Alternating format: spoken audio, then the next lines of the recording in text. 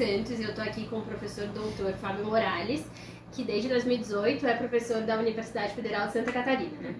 Na primeira questão, eu queria perguntar, na sua dissertação de mestrado, você analisou a democracia ateniense no século 4 e 5 a.C., do ponto de vista dos metecos. Já em seu doutorado, você voltou para Atenas, mas não no período clássico, mas no período helenístico e no início da dominação romana para estudar o evergetismo e a integração da cidade no mundo mediterrâneo. Como você vê esse percurso e como ele se relaciona com seus interesses de pesquisa mais recentes? Então, Michele, tem a ver com uma certa leitura do campo, de como o campo da historiografia funciona, né? Eu sempre procurei temas mais ou menos marginais, mas olhando para o centro, olhando para grandes problemas a partir de vias que não eram tão exploradas. Então, na graduação, eu lembro de ter visto uma palestra do professor Hilário Franco Júnior, que é um medievalista, falando sobre as heresias, e ele usou as heresias para entender a estrutura feudal. Eu li também um livro da professora Laura de Mello Souza sobre os desclassificados do ouro. E ela pensava os desclassificados para entender a estrutura da sociedade das minas coloniais lá no século XVIII. Então eu guardei isso comigo, né? Olhar a história a partir do avesso, olhar a história a partir das margens. Então no mestrado eu encontrei isso com os estrangeiros residentes que viviam em Atenas, e eu queria entender a democracia, mas por meio do prisma da experiência dos estrangeiros. E quando eu fui para o doutorado, eu pensei, bom, eu já conheço um conjunto aqui da bibliografia de História da Grécia. Como eu queria me tornar professor universitário de História Antiga, eu pensei, eu preciso conhecer Roma também.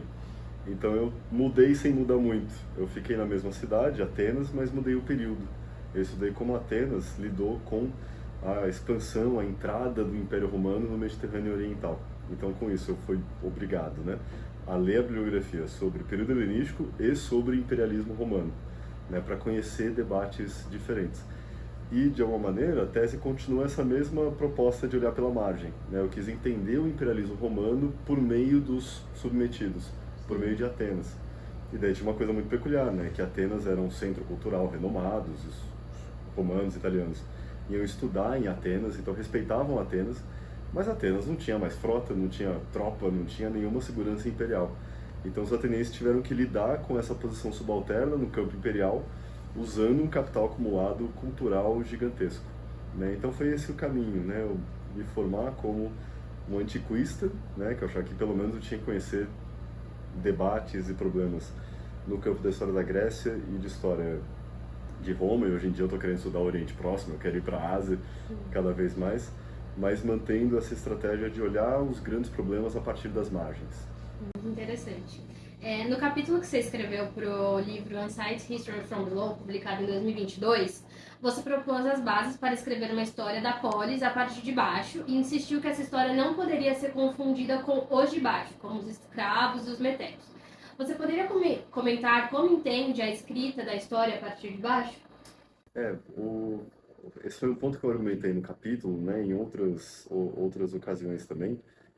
Eu acho legítima a história dos de baixo, né? Ou, talvez eu tenha sido muito enfático, né, no texto, mas eu acho que é legítimo e é importante resgatar, né, em um certo sentido, experiências que foram perdidas, que foram ocultadas ao longo da história. Em si mesmas elas têm o seu valor.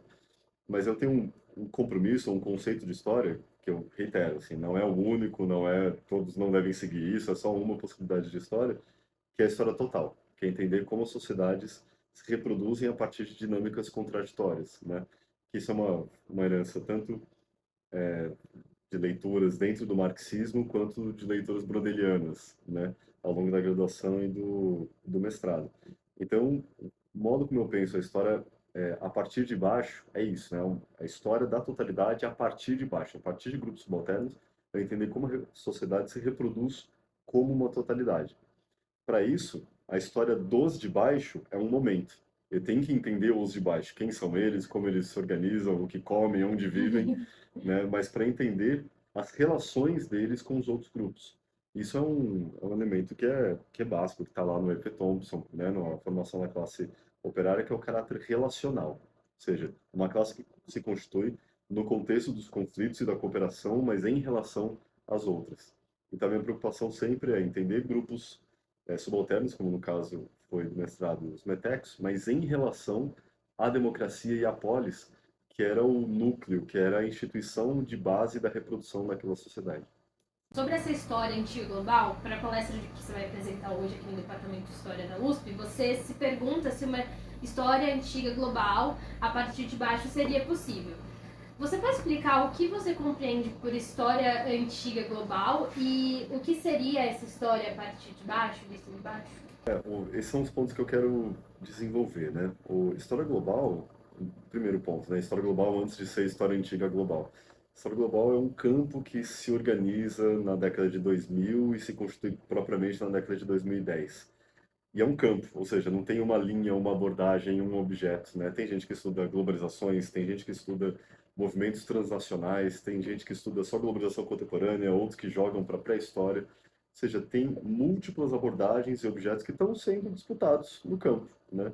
Então não há uma história global. A história global ao qual eu me filio e que eu me interesso, né, dá para caracterizar como uma espécie de como uma história integrada, né? Eu me preocupo em como os mundos no tempo são constituídos. Então, o que eu entendo por mundo, né? E é o derivado da tradição brodeliana, né? O Brodel, quando ele vai fazer a história do capitalismo, ele discute como na Europa e no Mediterrâneo surgiu uma economia mundo capitalista, ou seja, as regiões estavam suficientemente integradas a ponto de ter mercados que não eram mais compreensíveis na separação desse sistema como um todo e que não se estendia pelo planeta inteiro. Ou seja, a economia mundo europeia, capitalista, era só uma economia de outras economias. Ele fala da China como economia mundo, a Índia como uma economia mundo. Ou seja, a economia mundo é uma parte do planeta suficientemente integrada. O que acontece é essa explicação brodeliana, a economia mundo se torna a economia mundial. A economia mundo capitalista, ela consegue se espraiar pelo planeta a ponto de incorporar todos os territórios. Então eu gosto dessa história global, uma história que percorre e que pesquisa os mecanismos pelos quais os mundos se constituem e eventualmente entram em choque.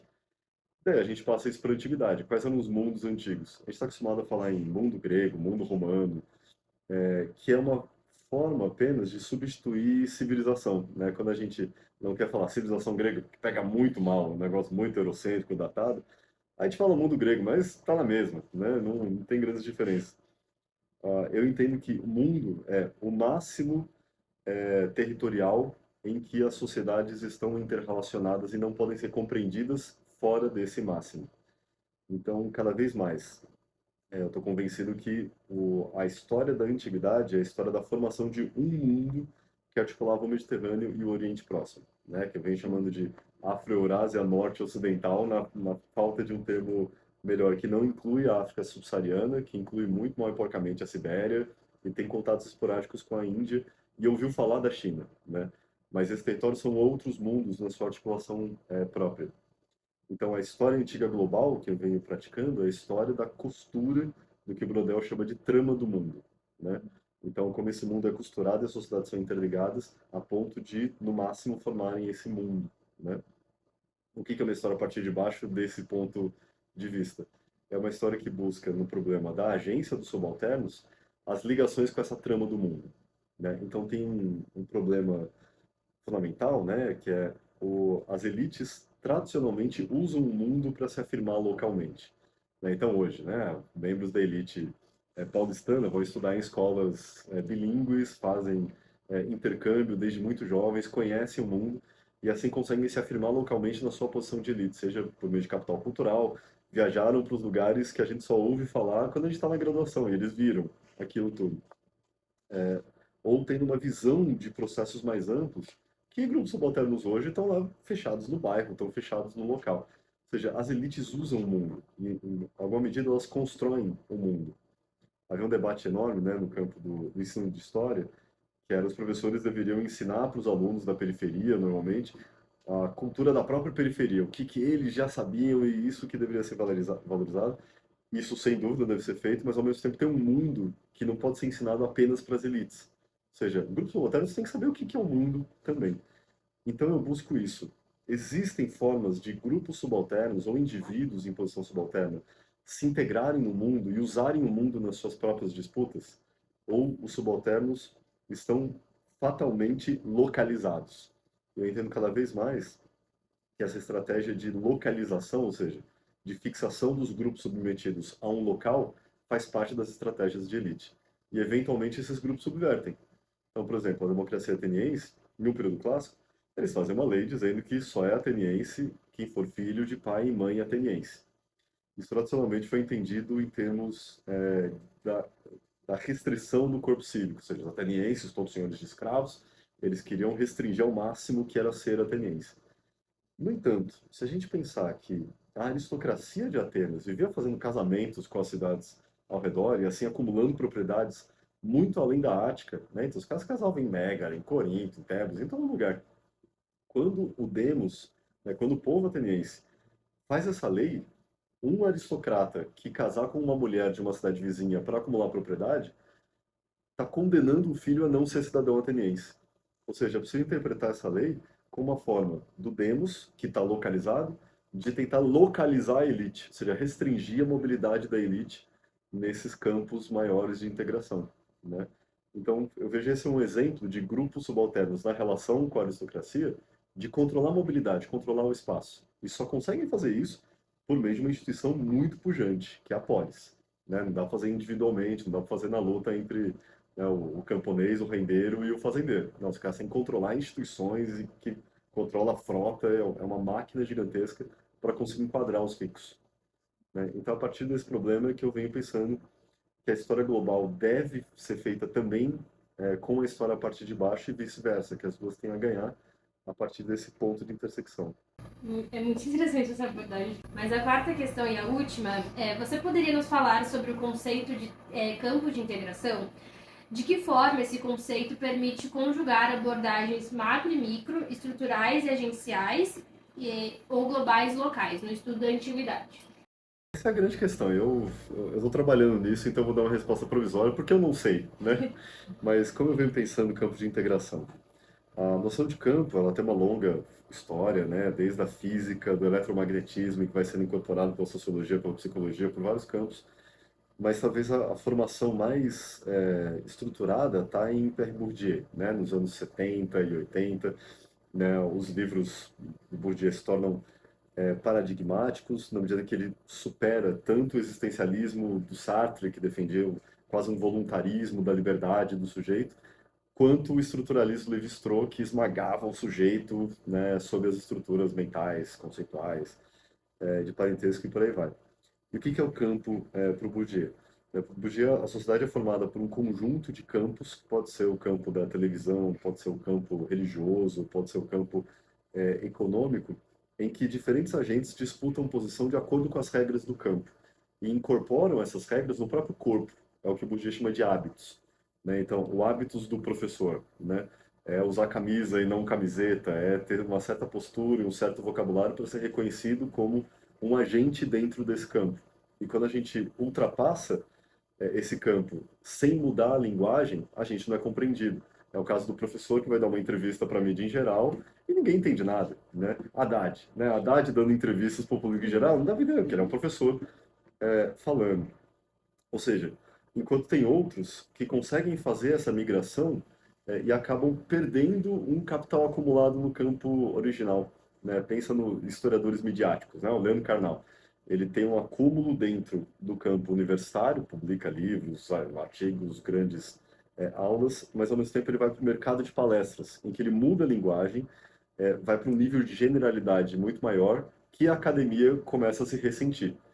Ou seja, os campos são esses espaços de interação social com regras próprias que fazem, que estruturam, né, a possibilidade de competição entre os agentes, e os agentes podem competir dentro do campo, podem migrar de um campo para o outro, na medida em que isso é interessante. É o padre Fábio de Mello, migrando do campo religioso para o campo musical, né?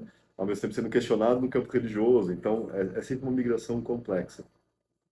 O Bourdieu elabora essa tríade conceitual. Campo é o espaço de interação, hábitos é a corporificação das regras do campo, que normalmente a gente aprende desde pequeno, né? Não é na escola que se aprende, na escola isso se reforça, e capital, que são esses poderes acumulados para agir no campo.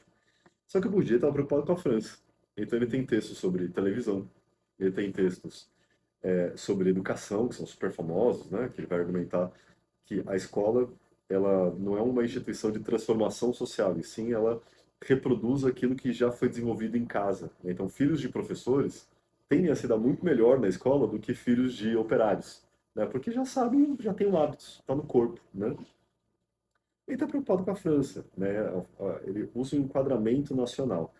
Recentemente, com a globalização, surgiram alguns bourdieusianos que pensam em termos de um campo global, que seria, por exemplo, a esfera de competição da ONU, né? A ONU seria um campo global em que agentes globais disputam poder e posição a partir de capitais próprios.